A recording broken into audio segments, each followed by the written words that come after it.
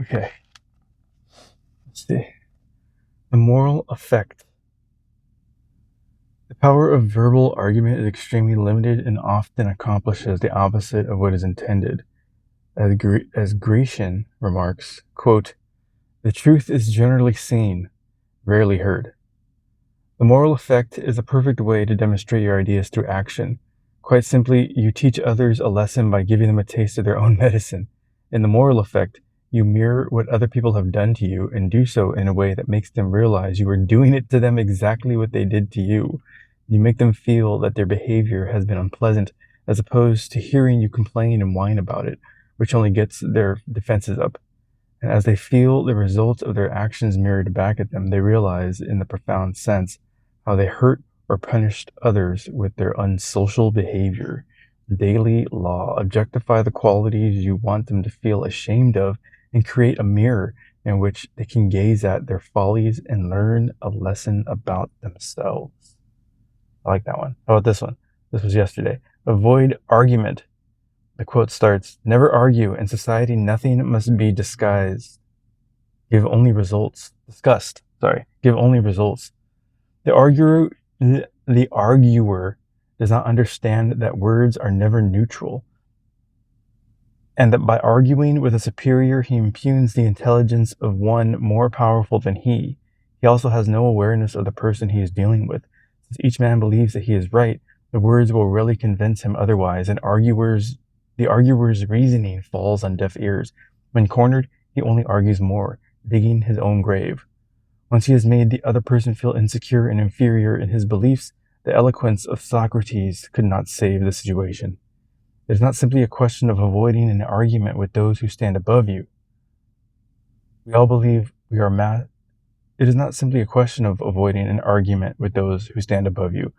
We all believe we are masters in the realm of opinions and reasoning. Daily law, you must be careful to always try to demonstrate the correctness of your ideas indirectly. That's from the 48 Laws of Power, law number 9, win through your actions, never through argument. And the first one was also from the 48 Laws of Power, law number 44, disarm and infuriate with the mirror effect. Okay.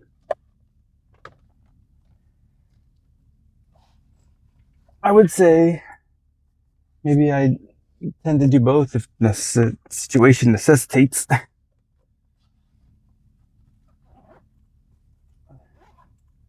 definitely done the first one with the mirroring. Gotta give them a taste of their own medicine. Alright, so today is the day with the dogs. Oh, I had the most frustrating dream right before I woke up to get ready to come. I was at some job. One of my jobs required a punch-in number. Like the time clock had like a keypad, and there's like a 5-digit number I was supposed to punch in. And for whatever reason, I could not remember my number. And I was so frustrated in my dream. And then I woke up, and I'm just thinking about it. It seemed like a dream. I mean, a job, one of the jobs I have now, but none of the jobs I have now require that I actually have to punch something in. I was like, oh, thank God. That was frustrating. All right, where's my opener situation? Actually, my other job, my Monday through Friday job, does have a number on my badge that I can use to clock in, but I don't have to do that. I have my badge. I guess if you were to lose your badge, I should actually write that number down now that I just said that. For whatever reason, I happen to lose my badge, which is always in my backpack. I could use that number to clock in.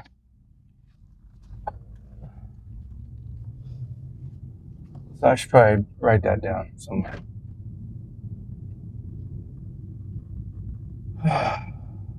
Alright. See what the day brings. Hopefully it's be nice if it's a light day. Not too many doggies. That'll be pleasant.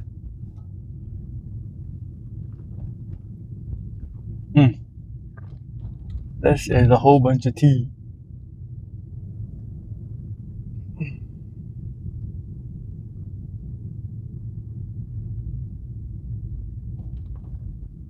It's funny, one of our neighbors, as I was leaving, one of my neighbors was leaving before. He was walking in front of me, and he went down like the hallway to go outside. And he was probably a good 20 feet in front of me as we walked. But as he went through the door to go outside, like he saw me coming through the hallway, he like held the door for me. I was like, oh, that's nice. Like, very kind. People don't normally do that. I just walk right out and keep going. I know I have. If I knew somebody was behind me, I'm just like, I'll hold the door for people who are coming in, the neighbors coming in. They don't have to get their key out or, have to deal with that. But like leaving, I don't think I've ever done that. Like everybody can get out. But that was nice.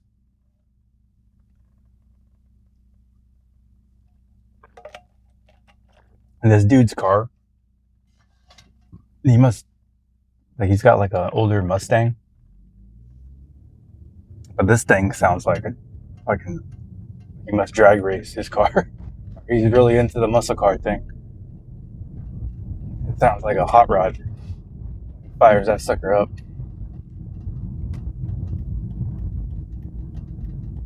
I don't want to hear this now. Quiet. That's zipper.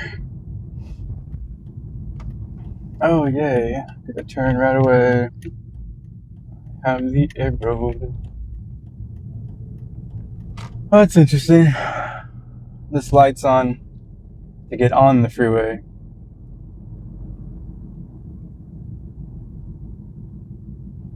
It's never really on. And action.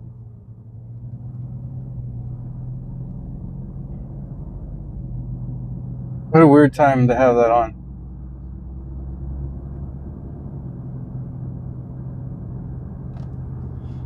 Wonder why.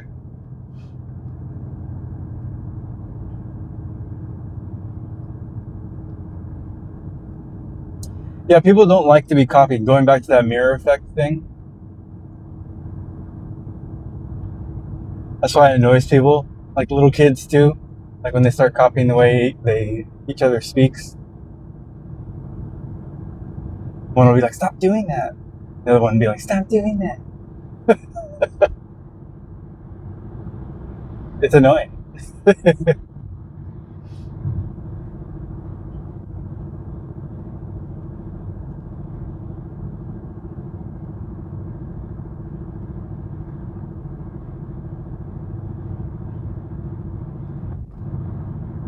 That's funny. I guess technically, if I wanted to take that tactic to the max, I guess I did that when I left my previous relationship.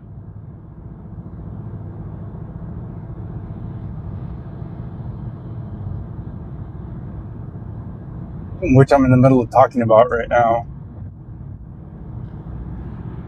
With the story I'm creating, which is kind of my life story. Who knows what the heck I'll do with this thing. Or if it's worth doing anything with. I think so, kind of. Just kind of some of the experiences are interesting.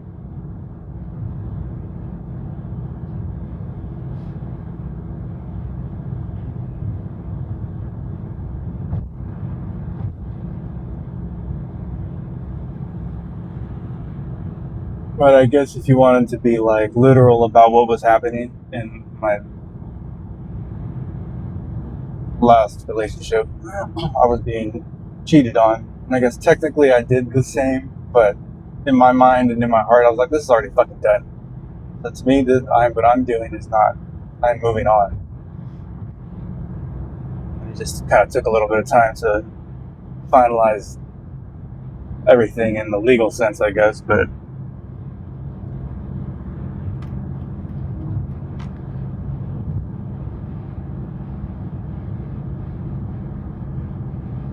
But it was funny because at the time I was working at a local grocery store, and I had a friend I used to go to his house afterwards sometimes. And unbeknownst to me, my ex had followed me. I told her I was going to go there after, and my ex had ended up following me there one time. And she told me that. She tried to make it sound like she caught me doing something. And I forgot how the conversation went, but she said something like, and you said you were going to go to this guy's house. I don't mind saying his name, I'm just not going to. I'm like, and where did I go? I asked her. She's like, yeah, you went there. I'm like, see? I'm like, what the fuck? What are you doing? And she thought I was doing something behind her back. And at that time, I wasn't.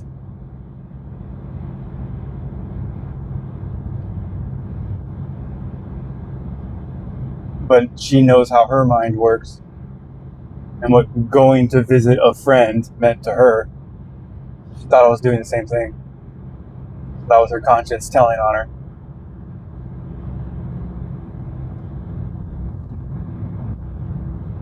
That's what happens when you have a untrustworthy conscience. You start seeing it in other people. I guess that's why I'm so trusting. And it doesn't occur to me that other people would do things behind my back. I'm not the type of person to do things behind people's backs like that. Not unless you cross me. And at that point, all that's it. The gloves come off.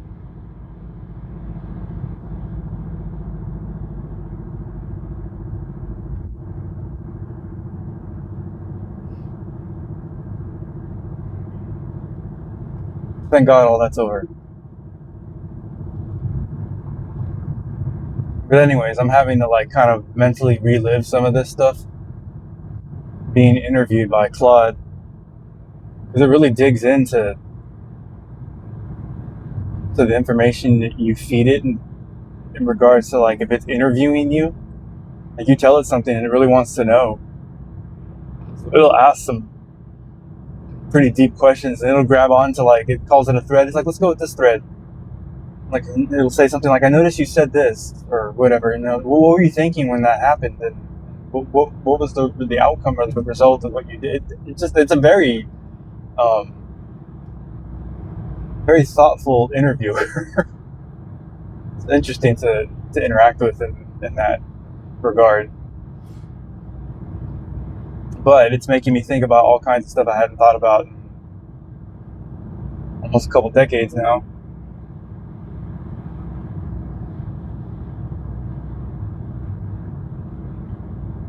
I'm really having to like think what was going through my mind when I made certain decisions in my life.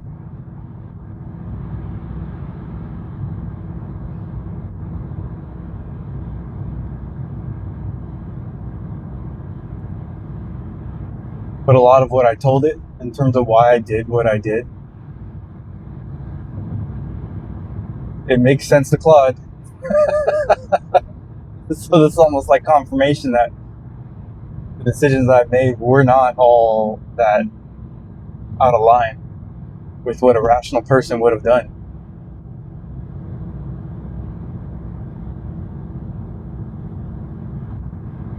So it's an interesting outcome, this whole thing, but thank goodness I'm almost past the point of my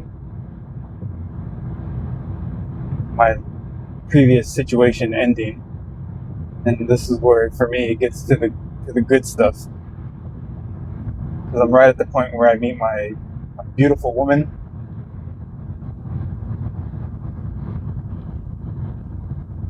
And the interesting adventure we went on for a little bit.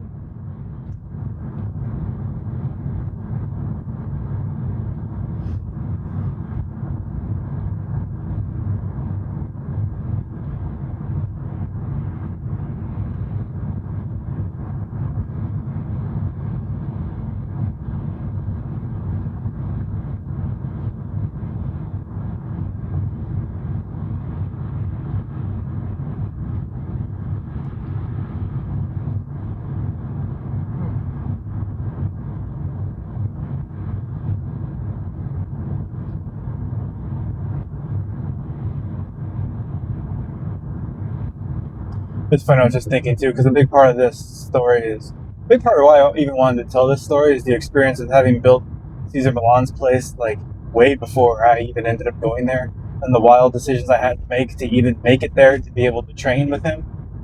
That's what kind of prompted me to want to tell this story, because I think that's a crazy turn of events.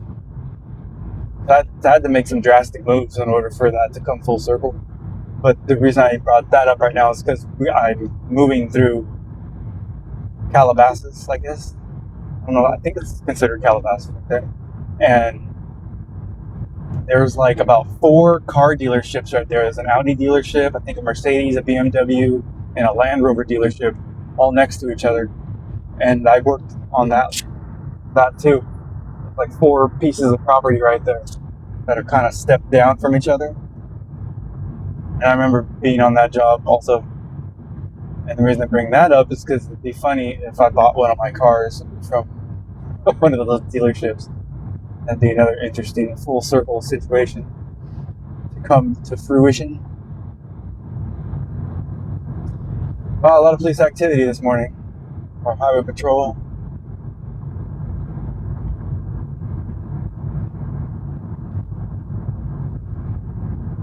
Thank goodness it has nothing to do with me. Many blessings. In Jesus' name I pray. Amen.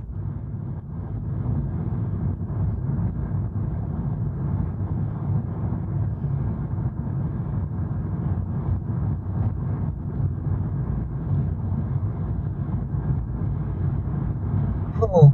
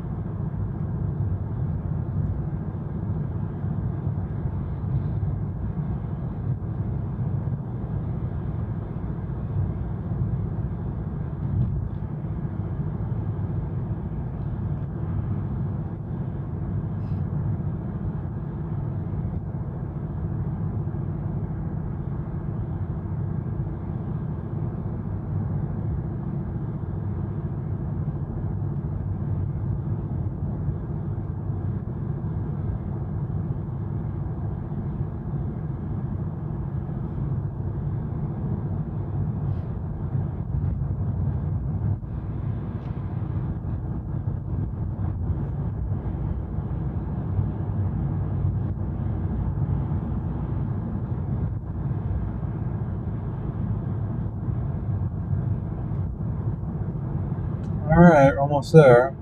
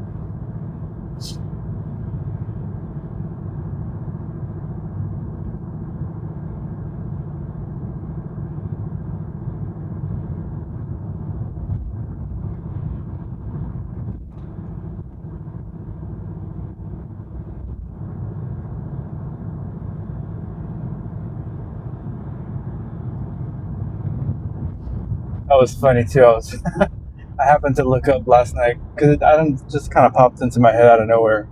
I was having this conversation with a buddy at work about some of the activities taking place in Germany pre-World War II. So I looked some stuff up regarding the prevalence of the LGBTQIA plus stupid acronym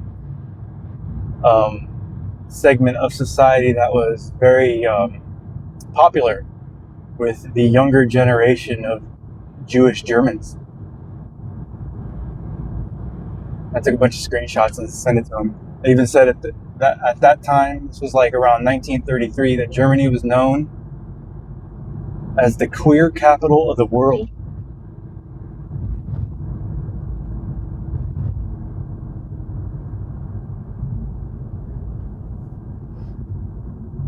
And that's when I found out, because I asked it, what segment of society was this primarily popular with? And that's what it said.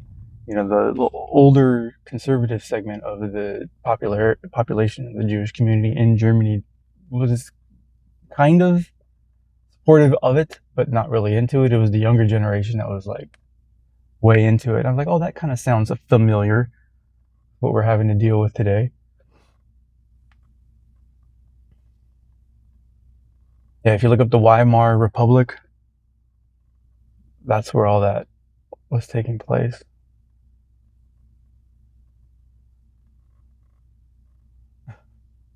That's what I was telling my buddy. I was telling there's a lot of stuff going on back then that was very that Mr. Adolf was seen and very unhappy with, in terms of how it was turning society very degenerate in the behavior and in their mindset. So he decided to do something about it. That's when he ran for office. Popularity was pretty big enough to win the election to become, the president of that country, or the leader of that country, whatever they call it. It's an interesting segment in history when you look into the full picture of what went on. A lot of this, especially what I was sending my buddy, is not taught in history books. I don't remember that in history class when we learned about World War II. Not once did I hear queer capital of the world applied to pre-World War II Germany. That's a lot of what was going on. I've even seen pictures, really old black and white pictures, like these dudes just dressed up in dresses. These are all authentic, like 1930s kind of pictures.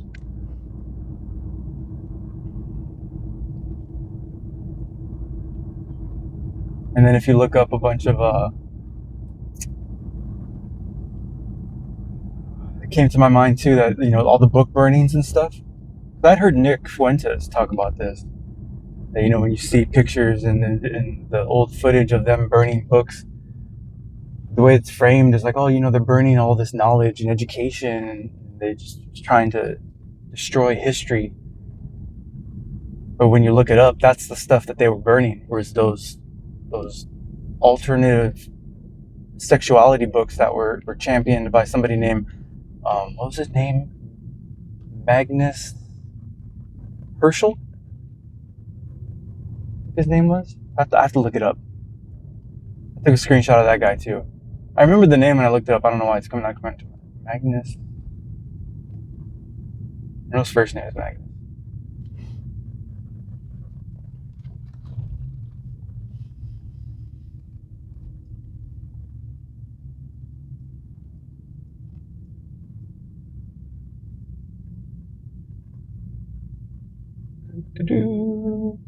First one here.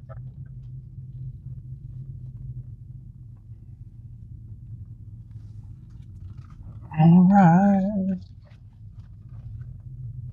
Oh wait, hold on. Let's park in this light.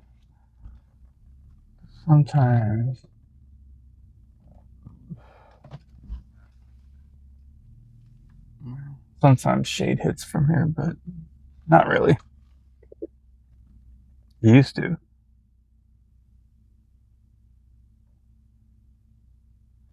Actually, let's turn it around and then we'll put my shades up.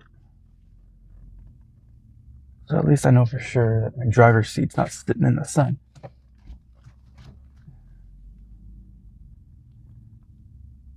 Do that.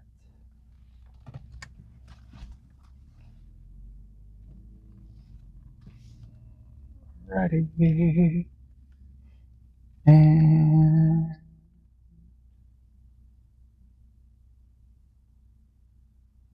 that's good enough. All right. I'm here. That's enough rambling for the morning.